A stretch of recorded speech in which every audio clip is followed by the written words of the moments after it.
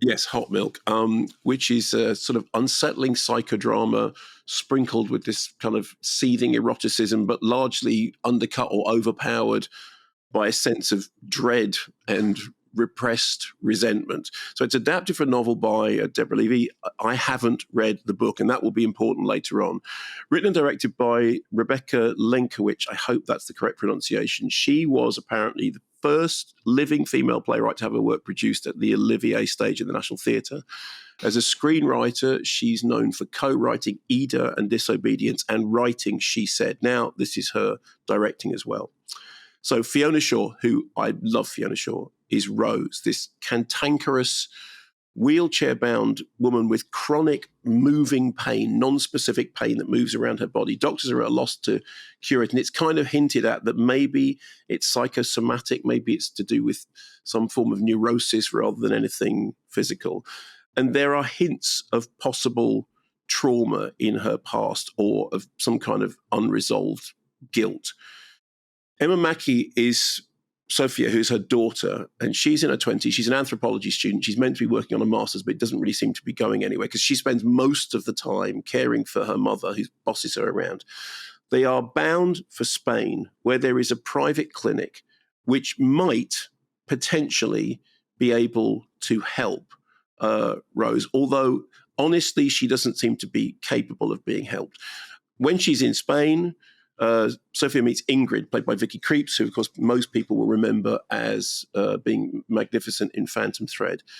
She's glamorous, she's mysterious, she turns up on a horse, she rocks a headscarf, she's sexually liberated, and an emotional entanglement begins. But the fact is that she is every bit as spiky and as odd and as unstable as Rose. Meanwhile, Rose is being tended to by a doctor, played by Vincent Perez, at an enormous amount of money, who is, he's looking after her, and she says he's really nice. And she says, yeah, you're paying him £25,000. No wonder he's nice. And relationships between everybody grow more and more strained. Here is a clip. Isn't she lovely? Do you think you'll ever marry, Fia? There is a reason why the man is called the groom. It's an ominous title. Siempre con la misma puta historia.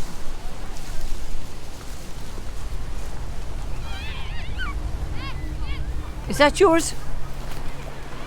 Yes, you. Does that handbag belong to you?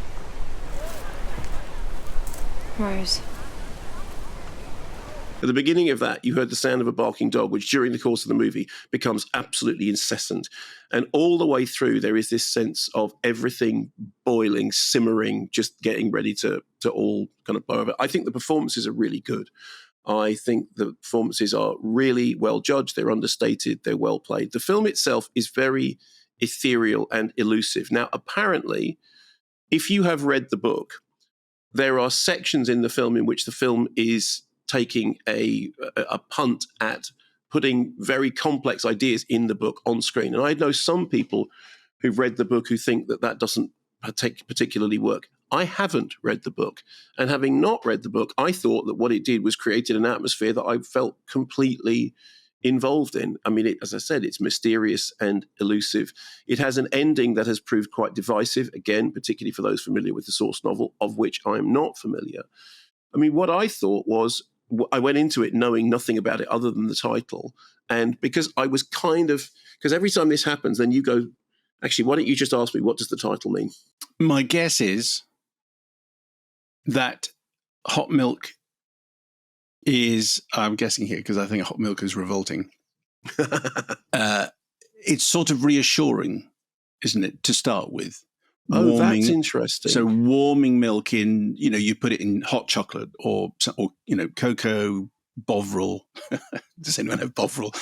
Not at this temperature, they don't. Anyway, but, so at lower temperatures is calm and reassuring. But once it's hot, is not much. It's kind of spoiled. I don't know. Is that okay?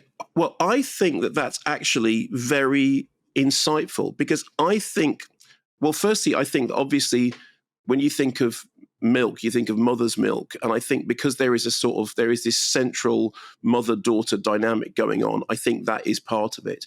some of the atmosphere of the film is like, do you remember the Maggie Gyllenhaal film? I think you interviewed Maggie Gyllenhaal for it, The Lost Daughter, or did you interview Olivia Colman?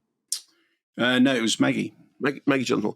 So I think there is a sort of similar kind of dynamic going on there. But I think what hot milk is, it's like, you're right, it's the thing about the difference between warm and hot. Warm milk is reassuring, but hot milk is simmering and bubbling over and, and implies that something is going sour, implies that something is going wrong. Anyway, all of these things are ideas that are in the film, and I think are, obviously the film takes its inspiration from, as I said, a novel that people very much respect. But as somebody who did not read the novel, just watched the film, I was really gripped by it, and I loved the performances, particularly Fiona Shaw, I have to say. But I think she's always great. Yeah, I mean, like, literally, it's one of those things. It's like you see her in something, you think, okay, that's going to be fine. We're going to be fine. She's just going to be great, and it's going to hold everything together, and it's going to be really, really good. And anyway, I very much enjoyed it. I think that comparison with The Lost Daughter is tonally helpful, because if you liked the tone of The Lost Daughter, I don't think this is quite as immediately easy to fall in with as The Lost Daughter is, but I think it's very, very well made. Definitely demonstrates that she's not just a great writer, she's also a very, very good director.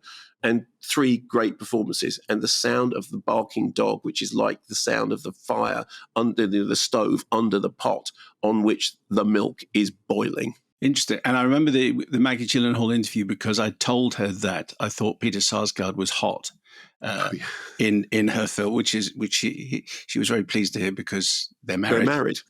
So she said, I will enjoy telling him that.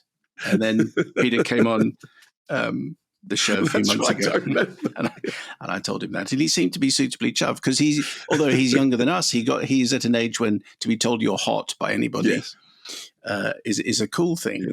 Yes. Although if I tell you right now you're hot, I just mean you're sweltering and having to wear shorts. And I'm just wondering whether there's it's that kind of 1 o'clock in the morning trade-off. Do I have the window open and then hear everything that's going on outside, but we get cooler air, or to keep the window shut? So I could open the door to the rest of the house, and then we hear what's going on in the rest of the house, but I'll be cooler. But then the audio quality will be less good. So I am, at the moment, I'm suffering for our art. You're suffering for our ears. Yes, that's right. Thank you. Because audio quality is the only thing that counts in life. And always remember, I suffered for my art. Now it's your turn. Very good.